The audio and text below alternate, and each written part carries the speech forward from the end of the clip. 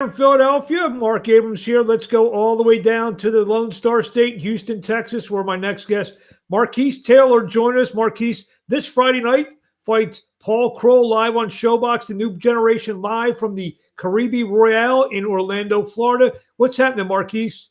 How you doing, man? Thanks for having me. Doing good. Before we get started, we talked for a couple minutes before we came on. You're actually at a restaurant? Yep, I'm at Kill Me Crazy here in Houston in the Heights. Once again, it's called Kill Me Crazy. Not Call Me Crazy, Kill Me Crazy. So there must be kale in most of their Oh, food or all their food? kale, spinach, it's chicken, it's tuna, it's vegan food, it's juices, it's chai lattes, it's shots, juice shots, of course. Yeah, and much more stuff that's been helping me out. Let me ask you that. Let me ask you this based on that. Is this something that you eat in your normal life, or is this like kind of training camp food? So I've been on a healthier path for about 2 years now. I've actually been pescatarian for 2 years and 3 months. So I What actually is found that? so pescatarian is when you only eat fish. You don't eat chicken. Oh wow. Beef, pork, turkey, things like that. Only fish as meat, and then a lot of veggies. It's funny. I just started eating fish, so What? I'm yeah I'm almost 49. I never really had fish till like the last year. In fact, I just came back from Hawaii. They I don't know if you ever been to Hawaii, but they got the freshest stuff out there. They I catch gotta it right. go. Yeah, they catch it right from the ocean. They put it right on your plate almost. So Oh, yeah, I like how it's Colombia is. My last fight in October was out in Colombia, and they still had like the head on the fish. Like you can see the uh, trucks bringing the restaurant, and then did, the restaurant fish like fresh. Like did you eat it afterwards or? yeah, I weighed in. I made my weight in. I ate all the Colombian food. It was good. Oh wow. It So was a so on the business here, Friday night, Paul Kroll fighting on ShoBox, a new generation. Talk about this fight. man. I'm so excited. Like I've been professional for about 8 years now since 2013. And I fought four undefeated fighters, beat three of them. I won an NABF title. Um, I've done a lot, but I've done everything except fight on ShoBox.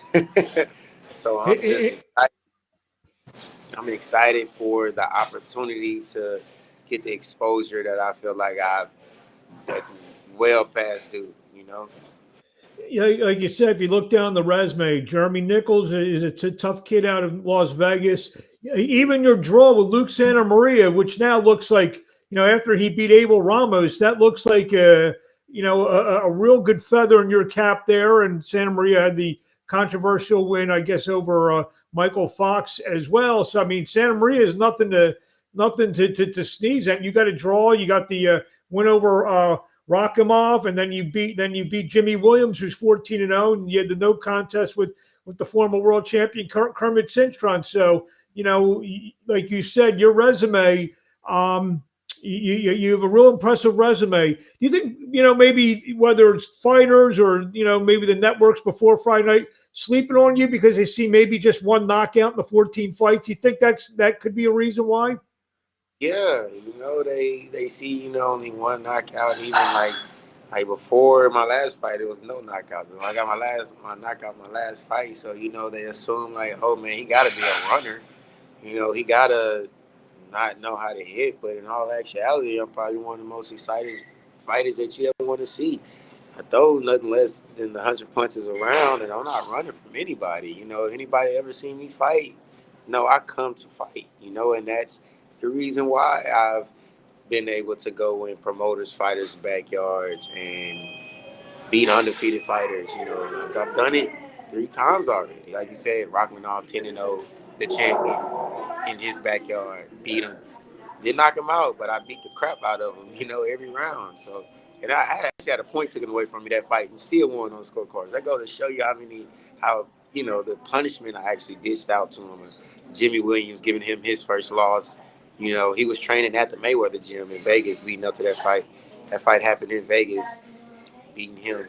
Oscar, Oscar Torres, when I was the first undefeated fighter I beat in LA, like I said, he was had close connection to Golden Boy. I beat him on a Golden Boy card in LA. You know what I'm saying? So like I said, I've been in predicaments where the odds are stacked against me, and I had to go in there and really beat the crap out the guy to get the decision. I've done that so many times. So And he was 8-0 at the time. You were only 3-1 coming off your loss to Ladarius Miller, and he had twice the experience you had. yeah, yeah, and this is not including the guys that I beat. That's 9-1, like you said. Jeremy Nichols, tough fight, tough fight. Only loss he ever lost to was another undefeated guy. That it was a split decision loss. You know what I'm saying? Controversial loss. And I had tough guys like that. I ended up dropping him the first round, getting a huge knockout on him the first round, and being the fight of the night. And throwing, like I said, throwing crazy amounts of punches. Because I feel like I have one of the best work rates in the game when it comes to punching. Especially as the later rounds go. I punch stats they go up and up. I throw a lot of punches. What can you tell us about Paul Kroll? Your opinion of him?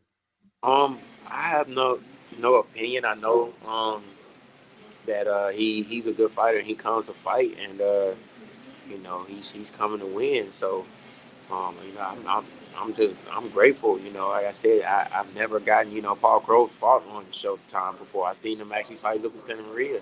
Mm-hmm. So I had this type of exposure before. Like I said, I've never had this type of exposure. So I'm just grateful, that I finally get my shot to come and show the world like what I'm made of, and I know what I can do, and I know what I'm gonna do, and I know Friday night the world gonna see the next biggest star in boxing, which is me, Marquis Taylor.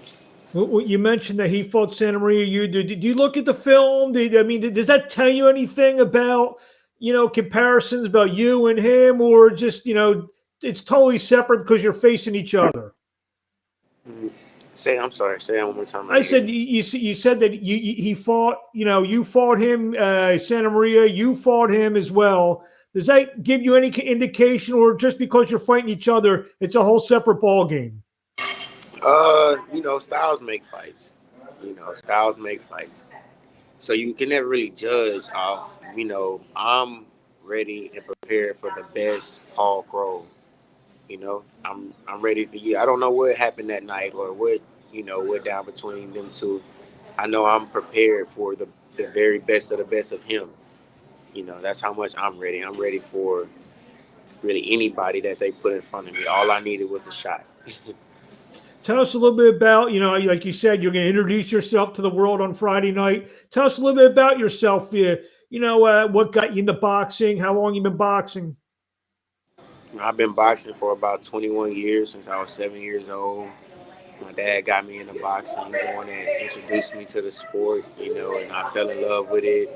I had a little talent, not the best talent, but I had a little talent, and I stuck with it, and I developed a style that, nobody has, and I feel like nobody really can beat, So now I'm taking that style. I perfected it these last couple of years. COVID hit, slowed I feel like probably everybody's career down, but especially mine, slowed my career down. And over the years that I didn't fight, I stayed in the gym and I just stayed perfecting my craft. And I perfected my style.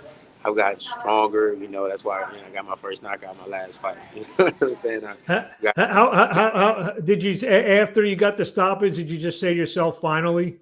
Yeah, I ain't gonna lie, I kind of did, but it was just so funny because I wasn't trying, you know what I'm saying? It's kind of like I caught the guy with a shot, and I was like, really? I'm like, it's crazy, but I knew before that fight, even in sparring, I was getting stronger. I could tell from sparring, I was stopping guys in sparring, man, I'm getting stronger. You know what I'm saying? It's there. I don't have to try. It's the power is there now. So.